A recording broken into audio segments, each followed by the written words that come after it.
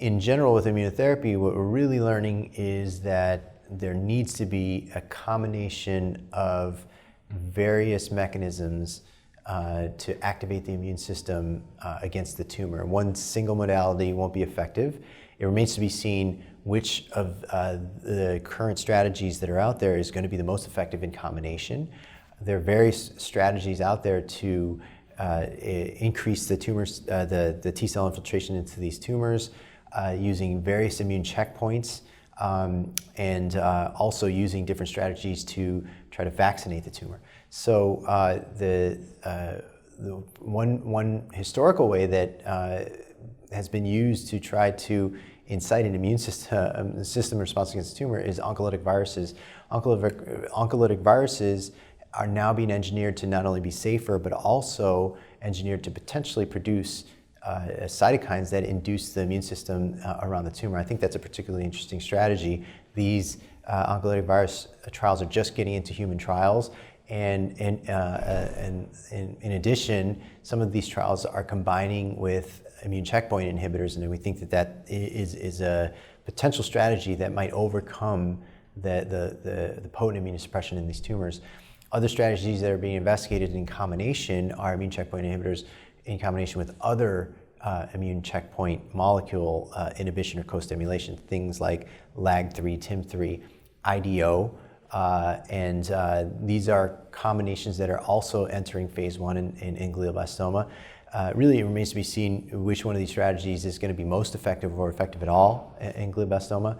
Another whole arm of immunotherapy, of course, are CAR T cells.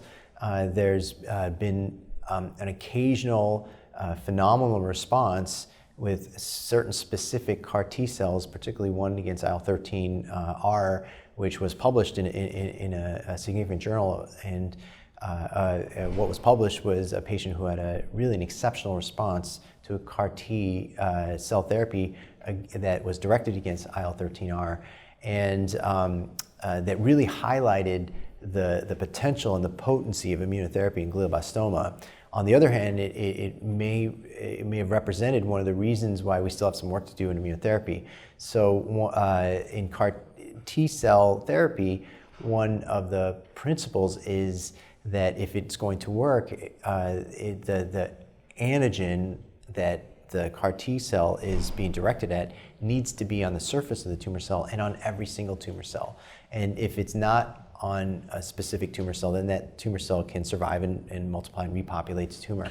It is a phenomenon that the investigators that are studying CAR T cells in glioblastoma is observing. They're observing that with EGFR-V3 CAR T therapy, and as well as that IL-13R CAR T therapy. But on the other hand, it really demonstrates the potency in some of these trials where they really see that the clones in glioblastomas that have that antigen really get eradicated. It's the problem is the clones that don't have that antigen on the surface then proliferate.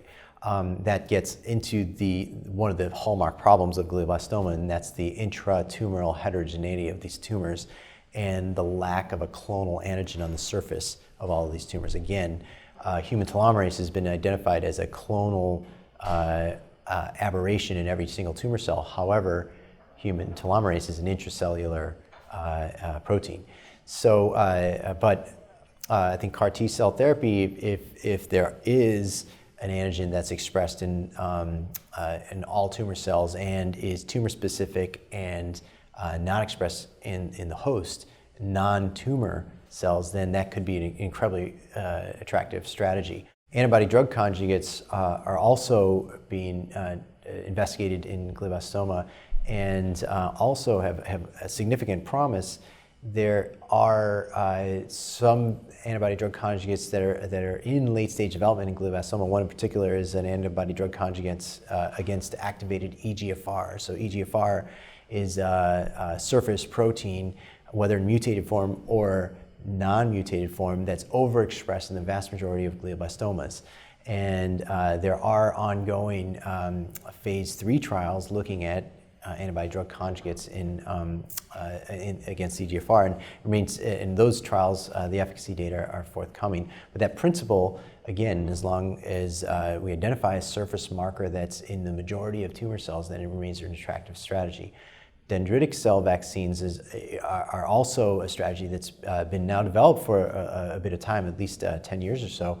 And again, it takes the principle of how to drive educated T cells into the tumor and therefore then be able to effectively kill tumor cells. So dendritic cell vaccines, there's a current trial of a dendritic cell vaccine in phase 3 in glioblastoma. And again, the principle is, and there's several strategies to do this, but educating patients' dendritic cells, autologous dendritic cells, against tumors, and then either tumor-associated peptides or the patient's even own tumor, and then using that as a vaccine strategy to then bring in T cells into the tumor.